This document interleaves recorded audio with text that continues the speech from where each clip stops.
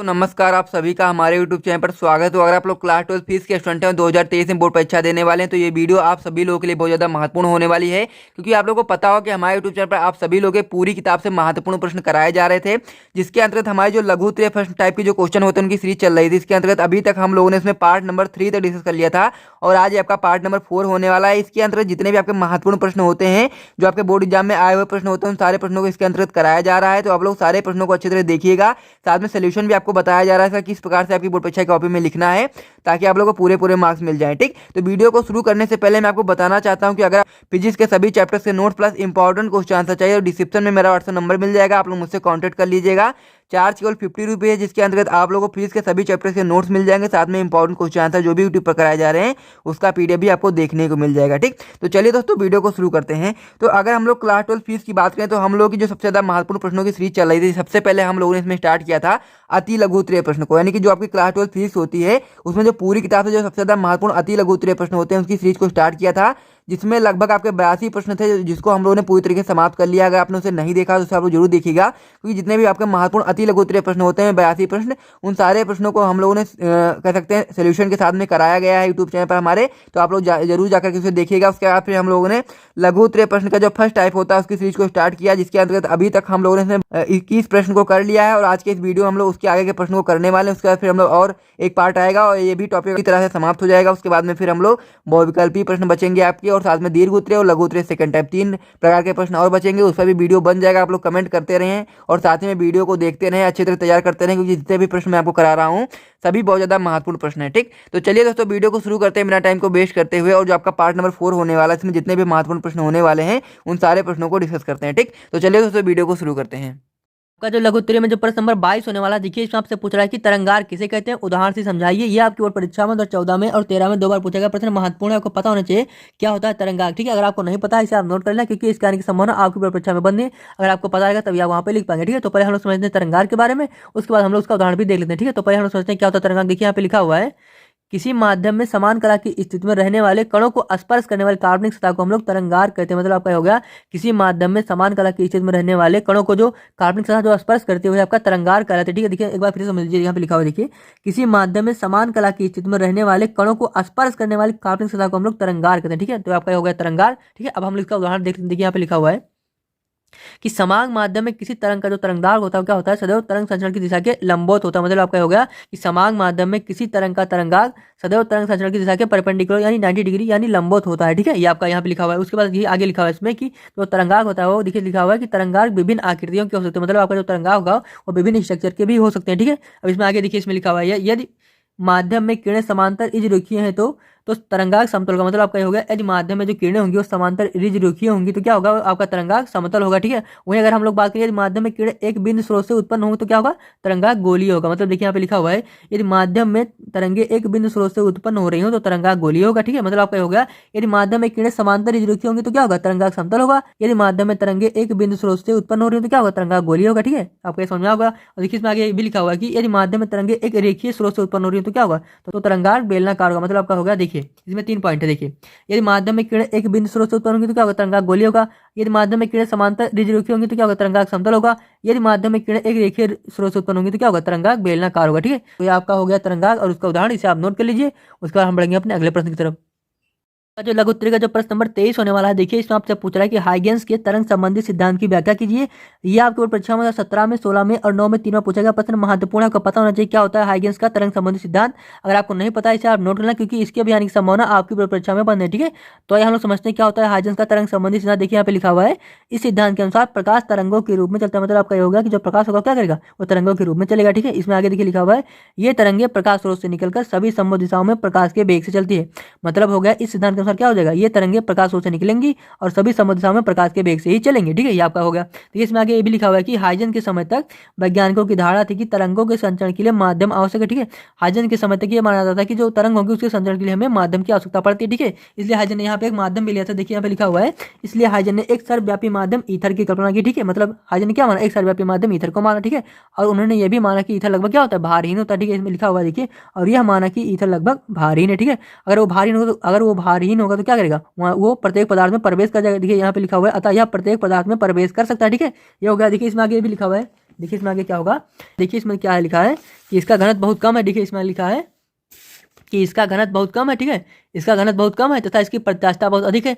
जब ये इसका घनत्व बहुत कम होगा और प्रत्यास्थता बहुत अधिक होगी तो क्या करेगा, तो इसकी जो प्रकाश तरंगे होंगी वो ईथर में बहुत अधिक वेग से निकल जाएंगे। देखिए इसमें आगे लिखा हुआ है इस कारण प्रकाश तरंगे ईथर में बहुत अधिक वेग से चलती हैं, ठीक है, ये हो गया। देखिए अगर हम लोग तरंग वेग का फार्मूले की बात करें तो क्या होता है, देखिए यहाँ पे लिखा हुआ है तरंग वेग बराबर रूट में प्रत्यास्थता अपन होते हैं, यानी रूट में E/d आपका बन जाएगा तरंग वेग का फार्मूला, ठीक है। अब इसमें आगे देखिए क्या लिखा हुआ है, जब ये प्रकाश तरंगे किसी वस्तु से परिवर्तित होकर हमारी आंख की रेटिना पर गिरती हैं तो क्या होता है, तो हमें वह वस्तु दिखाई देने पड़ती है, ठीक है। इसमें लिखा हुआ है जब ये प्रकाश तरंगे किसी वस्तु से परिवर्तित होकर हमारी आंख की रेटिना पर गिरती हैं तो हमें वह वस्तु दिखाई देने लगती है, ठीक है। तो इसमें आगे देखिए लिखा हुआ है इस सिद्धांत के अनुसार अलग अलग रंगों के प्रकाश तरंगों की लंबाइयां अलग अलग होती है, ठीक है। तो इसमें आगे क्या होगा, देखिए इसमें लिखा हुआ है इस सिद्धांत के अनुसार अलग अलग रंगों की प्रकाश तरंगों की लंबाइयां अलग अलग होती है। मतलब आपका हो गया, देखिए इस सिद्धांत के अनुसार ये भी होता है कि जो अलग अलग रंगों की जो प्रकाश की तरंगे होती है वो अलग अलग लंबाइयों की भी होती है, ठीक है। तो आपका क्या होगा, आपका हो गया हाइजेंस का तरंग संबंधी सिद्धांत का नियम, इसे आप नोट कर लीजिए। उसके बाद बढ़ेंगे अपने अगले प्रश्न की तरफ।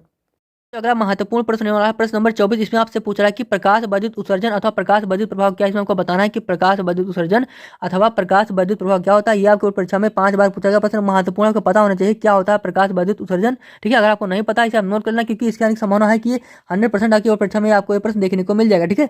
तो हम लोग समझते हैं क्या होता है प्रकाश विद्युत उत्सर्जन। देखिए यहाँ पे लिखा हुआ है जब किसी धातु की सतह पर एक निश्चित आवृत्ति से अधिक आवृत्ति के प्रकाश किरणों को आपतित किया जाता है तो धातु की सतह से इलेक्ट्रॉन का उत्सर्जन होने लगता है। इस घटना को हम लोग प्रकाश विद्युत प्रभाव अथवा प्रकाश विद्युत उत्सर्जन भी कहते हैं। देखिए जब हम लोग किसी धातु की सतह पर एक निश्चित आवृत्ति से अधिक आवृत्ति के प्रकाश किरण को गिराते हैं तो धातु की सतह से इलेक्ट्रॉन का उत्सर्जन होने लगता है। इसी घटना को हम लोग प्रकाश विद्युत प्रभाव या प्रकाश विद्युत उत्सर्जन कहते हैं, ठीक है। तो आपका ये होगा क्या, प्रकाश विद्युत उत्सर्जन या प्रकाश विद्युत प्रभाव, ठीक है।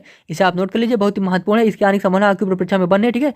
आपका जो अगला प्रश्न है प्रश्न नंबर 25। देखिए इसमें आपसे पूछ रहा है कि प्रयुक्त संकेतों को समझाते हुए आइंस्टीन का प्रकाश विद्युत समीकरण लिखिए। यह आपकी परीक्षा में देखिए 2016 में, 14 में, 13 और 11 मतलब 4 बार पूछा गया प्रश्न, महत्वपूर्ण आपको पता होना चाहिए कि क्या होता है आइंस्टीन का प्रकाश विद्युत समीकरण। अगर आपको नहीं पता है इसे आप नोट करना, क्योंकि इस पर न्यूमेरिकल भी बनते हैं, ठीक है। तो आइए हम लोग समझते हैं कि क्या होता है आइंस्टीन का प्रकाश विद्युत समीकरण। देखिए यहाँ पे लिखा हुआ है आइंस्टीन का प्रकाश विद्युत समीकरण का फॉर्मूला क्या होता है, हाफ mv² अधिकतम बराबर hν माइनस hν नॉट होता है, ठीक है। अगर हम लोग बात करें, अगर यहाँ से हम लोग इसको कॉमन लें तो क्या हो जाएगा, एच कॉमन हो जाएगा तो क्या होगा न्यू माइनस न्यू नॉट, ठीक है। तो आपका क्या बना फार्मूला, हाफ mv² अधिकतम बराबर hν माइनस hν नॉट या एच ब्रैकेट में न्यू माइनस न्यू नॉट होगा, ठीक है। तो ये आपका क्या होगा आइंस्टीन का प्रकाश विद्युत समीकरण का फार्मूला होगा, ठीक है। तो ये आपका हो गया, ठीक है। अगर हम लोग यहाँ पे बात करें वी अधिकतम क्या है यहाँ पे, तो वी अधिकतम क्या है, देखिए लिखा हुआ है वी अधिकतम उत्सर्जित प्रकाश अथवा फोटो इलेक्ट्रॉन का अधिकतम वेग है, ठीक है। वहीं अगर हम लोग न्यू की बात करें तो न्यू क्या है, न्यू है अवशोषित फोटोन की आवृत्ति है, और ये यहाँ पे प्लांक कांस्टेंट है, तो क्या है ये क्या है प्लांक नियतांक है, ठीक है। तथा न्यू नॉट क्या है धातु की डेली आवृत्ति, मतलब आपका क्या होगा यहाँ पे जो भी है क्या है, जो भी आपका भी अधिकतम क्या है आपका वो उत्सर्जित प्रकाश अथवा फोटो इलेक्ट्रॉन का अधिकतम वेग है, ठीक है। वहीं अगर हम लोग बात करें इसकी क्या है आपका प्लांक कांस्टेंट है, या ये आपका न्यू क्या है, न्यू आपका अवशोषित फोटोन की आवृत्ति है, ठीक है। या ये आपका जो न्यू नॉट क्या है आपका है वो डेली आवृत्ति है, ठीक है। तो आपका क्या होगा, ये आपका होगा क्या आइंस्टीन का प्रकाश विद्युत का समीकरण होगा, इसे आप नोट करें। उसके बाद हम बढ़ेंगे अपने अगले प्रश्न की तरफ। अगला प्रश्न प्रश्न नंबर 26। देखिए इस आपसे पूछ रहा है यदि एक इलेक्ट्रॉन को विरामावस्था से बी वोल्ट तक त्वरित किया जाता है तो इस इलेक्ट्रॉन से बद्ध डी ब्रॉगली तरंगदैर्घ्य का व्यंजक प्राप्त कीजिए। इसमें हमको बताना है यदि हम लोग एक इलेक्ट्रॉन को विरामावस्था से बी वोल्ट तक त्वरित करेंगे तो इस इलेक्ट्रॉन से बद्ध जो डी ब्रॉगली तरंगदैर्घ्य होगा उसका व्यंजक क्या होगा, ठीक है। ये आपके परीक्षा में देखिए 2008 में और 13 में 2 बार पूछा गया प्रश्न, महत्वपूर्ण आपका पता होना चाहिए इसका व्यंजक हम लोग कैसे प्राप्त करते हैं, ठीक है। अगर आपको नहीं पता है इसे आप नोट करना, क्योंकि इसके भी आने की संभावना आपकी परीक्षा में बनती है, ठीक है। जिसका जो फार्मूला बनता है वो बहुत ही महत्वपूर्ण होता है, उस पर न्यूमेरिकल भी बनते हैं, ठीक है। तो इसका हम लोग सोल्यूशन कैसे करेंगे आइए देखते हैं। देखिए यदि हम लोग देखिए यहाँ पे लिखा हुआ है यदि हम लोग बी विभव द्वारा क्यू आवेश को गतिशील करेंगे तो क्या होगा, उसमें गतिज ऊर्जा क्या होगी के बराबर क्यू इंटू बी की। मतलब यदि हम लोग बी विभव द्वारा क्यू आवेश को गतिशील करेंगे तो उसमें निहित गतिज ऊर्जा क्या होगी के बराबर क्यू इंटू बी की, ठीक है। उसके बाद देखिए आगे लिखा हुआ है अर्थात गतिशील आवेशित कणों के लिए तरंगदैर्घ्य का जो समीकरण बनेगा क्या बनेगा, वो बनेगा लैम्डा बराबर एच अपान रूट में 2m क्यू इंटू बी बनेगा। देखिए यहाँ पे लिखा हुआ है आगे, ये देखिए आपका फार्मूला बनेगा क्या बनेगा, लैम्डा बराबर या चपान रूट में 2m क्यू इंटू बी बनेगा, ठीक है। देखिए अब हम लोग यहाँ पे इलेक्ट्रॉन की बात करेंगे तो क्या होगा, जहाँ पे मास m लिखा हुआ है यहाँ पे हम लोग मास ऑफ इलेक्ट्रॉन कर देंगे, जहाँ पे चार्ज लिखा हुआ है यहाँ पे हम चार्ज ऑफ इलेक्ट्रॉन कर देंगे, ठीक है। तो देखिए क्या हो जाएगा, तो लैम्डा बराबर क्या होगा ये चपान रूट में 2m into Q into B. जहाँ पे आपका m लिखा हुआ था वहाँ पे हम लोग ने m ही कर दिया, जहाँ पे q लिखा हुआ था वहाँ पे हमने q ही कर दिया, ठीक है, इंटू बी हो गया, ठीक है। यहाँ पे आपका एच क्या है, आपका एच आपका है प्लांक कांस्टेंट है। अब हम लोग यहाँ पे एच की वैल्यू रख देंगे, एच की वैल्यू कितनी होती है 6.62 इंटू 10⁻34 होती है, ठीक है। तो क्या हो जाएगा लैम्डा बराबर 6.62 इंटू 10⁻34 अपान अंडर रूट 2 गुणे उसके बाद जहाँ पे मास ऑफ इलेक्ट्रॉन कितना होता है 9.1 10⁻31 होता है, ठीक है। उसकी वैल्यू हम लोग रख देंगे। उसके बाद हम लोग चार्ज ऑफ इलेक्ट्रॉन कितना होता है 1.6 इंटू 10⁻19 होता है, उसकी वैल्यू रख देंगे। उसके बाद इंटू बी हो जाएगा, ठीक है। देखिए जब इसको हम लोग पूरा कैलकुलेट करेंगे तो आपका कितनी वैल्यू होगी, तो आपकी लैम्डा बराबर आएगा रूट में 150 अपान बी एंगस्ट्रॉन आएगा, ठीक है। देखिए जब हम लोग 150 का जब हम लोग रूट करेंगे तो कितना आएगा 12.27 अपान रूट बी आ जाएगा, ठीक है। तो मतलब आपका लैम्डा कितना आएगा, लैम्डा बराबर आएगा जो आपका लैम्डा इलेक्ट्रॉन के लिए आएगा कितना आएगा 12.27 अपान रूट बी आ जाएगा, किसमें आएगा एंगस्ट्रॉन में आ जाएगा, ठीक है। तो मतलब आपका जो लैम्डा आएगा कितना आएगा, लैम्डा बराबर 12.27 अपान रूट बी आ जाएगा किसमें, एंगस्ट्रॉन में, या आपकी इसकी वैल्यू आ जाएगी। ठीक है, इसे आप नोट कर लीजिए। उसके बाद बढ़ेंगे अपने अगले प्रश्न की तरफ। आपका जो अगला प्रश्न, प्रश्न नंबर 27, देखिए इसमें आपसे पूछ रहा है कि हाइड्रोजन परमाणु के स्पेक्ट्रम में बारहवें श्रेणी की रेखाओं की तरंगदैर्घ्य के लिए सूत्र लिखिए। इस श्रेणी के लिए अधिकतम तरंगदैर्घ्य की गणना भी कीजिए। इसमें आपको बताना है कि हाइड्रोजन परमाणु के स्पेक्ट्रम में बारहवें श्रेणी की रेखाओं की तरंगदैर्घ्य के लिए सूत्र क्या होता है। साथ में आपको ये भी बताना है कि इस श्रेणी के लिए अधिकतम तरंगदैर्घ्य की गणना भी आपको करनी है। यह आपको परीक्षा में 3 बार 2017 में, 13 में और 8 में पूछा गया प्रश्न, महत्वपूर्ण आपको पता होना चाहिए। ठीक है, अगर आपको नहीं पता इसे आप नोट करना, क्योंकि इसके भी आने की संभावना आपकी परीक्षा में बंद है। ठीक है, तो हम लोग सोल्यूशन कैसे करेंगे आइए देखते हैं। देखिए यहाँ पे लिखा हुआ है कि आपका क्या लिखा है, देखिए हाइड्रोजन परमाणु का इलेक्ट्रॉन जब किसी उच्च ऊर्जा स्तर N2 बराबर 3 4 ऐसे हम लोग इन्फाइनाइट तक भी रख सकते हैं से द्वितीय ऊर्जा स्तर N1 बराबर 2 में संक्रमण करता है, तो जो विकिरण उत्सर्जित होते हैं उनकी संख्या को हम लोग 12वें श्रेणी कहते हैं। मतलब आपका हो गया हाइड्रोजन परमाणु का इलेक्ट्रॉन जब किसी उच्च ऊर्जा स्तर से द्वितीय ऊर्जा स्तर में संक्रमण करता है, तो जो विकिरण उत्सर्जित होते हैं उनकी संख्या को हम लोग 12वें श्रेणी कहते हैं। ठीक है, आपका होगा 12वें श्रेणी। इसका जो फार्मूला क्या बनता है देखिए यहाँ पे लिखा हुआ है। देखिए अगर हम लोग को 12वें श्रेणी से तरंग संख्या याद करें तो हमें कौन सा फार्मूला तो हमें लगाना है 1/λ बराबर r ब्रैकेट में 1/2 का स्क्वायर माइनस 1/n2 का स्क्वायर। ठीक है, ये आपको फार्मूला लगाना है। ठीक है, जहाँ पे n2 क्या होता है 3 4 5 से लेके हम लोग इनफाइनाइट तक रख सकते हैं। ठीक है, ये आपका होगा किसका 12वें श्रेणी का फार्मूला। अगर हम लोग बात करें, अगर हम लोग को अधिकतम तरंगदैर्घ्य निकालें तो क्या करेंगे हम लोग, यहाँ पे आपका n2 होता है वहाँ पे हम लोग अगर 3 रख देंगे तो हमको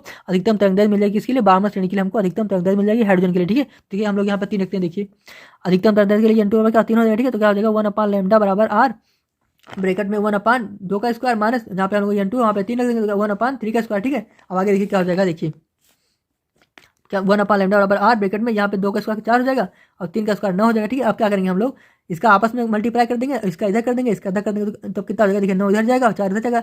जब 9 में से 4 जाएगा कितना आ जाएगा, आपका आ जाएगा 5 आ जाएगा। आपस में करेंगे तो कितना 36 आ जाएगा। तो क्या आ जाएगा आपका 1/λ बराबर r ब्रैकेट में 5/36। ठीक है, अभी देखिए ये 1/λ की वैल्यू कितनी आई r ब्रैकेट में 5/36, जिसको हम उल्टा करेंगे तो क्या आ जाएगा लैम्डा बराबर 36/5 आ जाएगा। ठीक है, तो कितना का लैम्डा बराबर 36/5 क्या अधिकतम तरंगदैर्घ्य की वैल्यू होगी किसके लिए, आपकी 12वें श्रेणी के लिए। ठीक है, तो इसे आप नोट कर लीजिए। उसके बाद हम लोग मिलते हैं आपसे नेक्स्ट वीडियो में, तब तक के लिए जय हिंद।